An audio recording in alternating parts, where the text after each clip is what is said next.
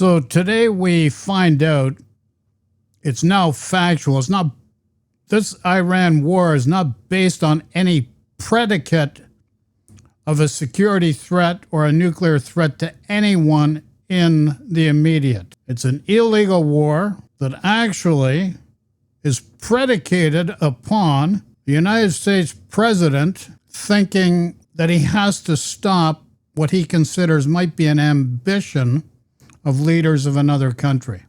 And this is what this is. Based on the ambitions, because there's no imminent nuclear threat whatsoever, it's buried under rubble, and you'll find out right here in this congressional meeting here today, and the real questions that are answered and how they were answered. So real questions put on the table and how they were answered.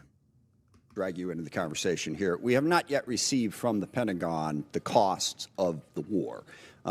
So just for the record, we'd like to get that as soon as possible. Certainly the munitions expended, but also underreported is we've had a fair amount of equipment destroyed, including 2 C-130s with the rescue of our downed airmen.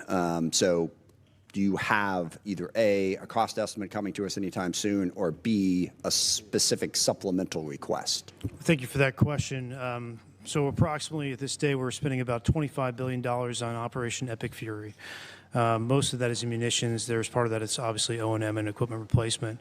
We will formulate a supplemental through the White House that will come to Congress once we have a full assessment of the cost of the conflict. Sure. So you're saying the full cost at this point is $25 billion? Yeah, that's our estimate for the cost. Okay. Interesting, because I'm glad you answered that question, because we've been asking for a hell of a long time and no one's given us the number. So if you could get those details over to us, that would be great. Mr. Secretary, you mentioned the nuclear aspect of Iran and the war. And it is worth noting that every president prior to this one, including President Trump in his first term, also prevented Iran from getting a nuclear weapon without actually having to go to war in Iran. So we need to keep that in mind. But also, since the war started, Iran's nuclear arsenal has not been weakened in any way. And at the moment, in negotiations, what Iran is saying, basically pay us to open up the strait. That's their position, which is completely untenable. I agree. It's worth noting, of course, that the strait was open before the war started. Now we're negotiating to get back to status quo. And Iran's most recent offer is to say, we'll talk about nukes later. So what is the plan to actually turn all of this lethal kinetic action into an improvement in the nuclear situation? Because we haven't gotten there yet.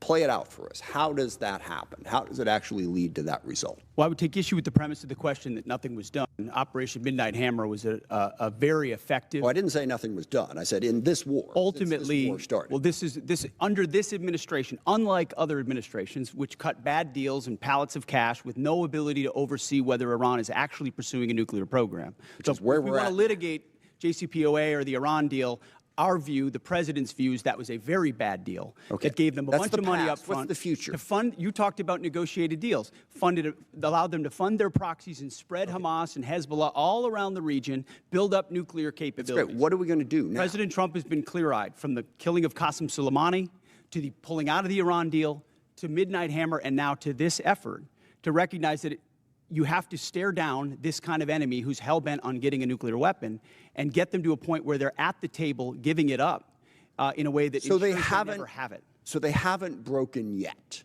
Okay, we haven't gotten there yet for all of the. Well, their nuclear facilities have been obliterated.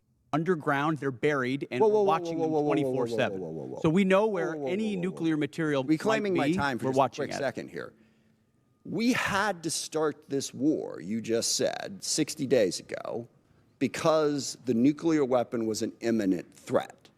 Now you're saying that it was completely obliterated? They had not given up their nuclear ambitions, and they... You just heard it right there. All of the uranium, all the material that was needed to make a nuclear weapon, if they were at the stage where they could actually make a nuclear weapon, is buried under rubble, which cannot be used. But the real issue here is their ambitions. So somebody has thought that, well, these guys got ambitions. We've got to stop those ambitions. How do you stop a thought that's in space? This is really where we're at. It's actually a thought that there's a possibility based on an ambition. One guy's thought that there is an ambition. There may be an ambition, but it's not imminent. It's not a threat now. But yeah, you're going to cause pain and suffering for everybody around the world because of it? You're going to hear it again. Had a conventional shield of thousands of So missiles. Operation Midnight They're at the Hammer weakest accomplished moment. nothing of substance. It You're left us missing- at you're exactly missing the the same point. place we were before. So Their, much so their that we had to facilities start were a bombed war. and obliterated. Their ambitions continued, and they're building a conventional shield. All right, of let me missiles. try again. It's the North Korea strategy. You know this very well. So everything's buried under rubble, but the real issue is their ambitions. This is what this war is predicated upon. Not a nuclear threat. It's based on a man's or a few people's ambitions. Holy moly. Well, the North Korea strategy was use conventional missiles to prevent anybody from challenging them so they could slow walk their way to a weapon. President Trump saw Iran at its weakest moment, took an action to ensure, in a way that only the United States of America could do with our Israeli partners, And yet to they ensure their still haven't given conventional up the nuclear. shield was, All right. was I brought have to one other heel, which question, we've done. if I could get to it. So on Ukraine, a year plus ago, your advice, the president's advice, was Ukraine had no cards to play. They should go cut the best possible deal they could. Clearly, that was wrong. What did you miss? What did you miss about the conflict between Russia and Ukraine that you didn't see that Ukraine was going to be capable of doing what they've done in the last 14 months? What we didn't miss, and we're here in this committee, is that Joe Biden, with no accountability, gave hundreds of billions of dollars of our weapons to Ukraine. Hold on.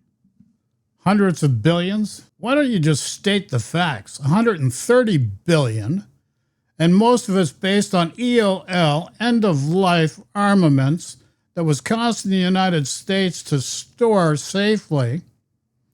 And that's the reality. Now let's backtrack here, and we're always blaming Biden.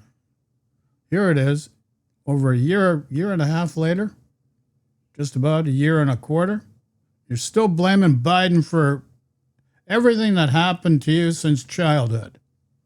What a way to go. What a legacy, Mr. Hegseth. But here's the reality. The United States of America, under this guy Donald J. Trump, has taken upon itself to become a warmongering nation, economic warfare against its allies, kinetic war against Venezuela.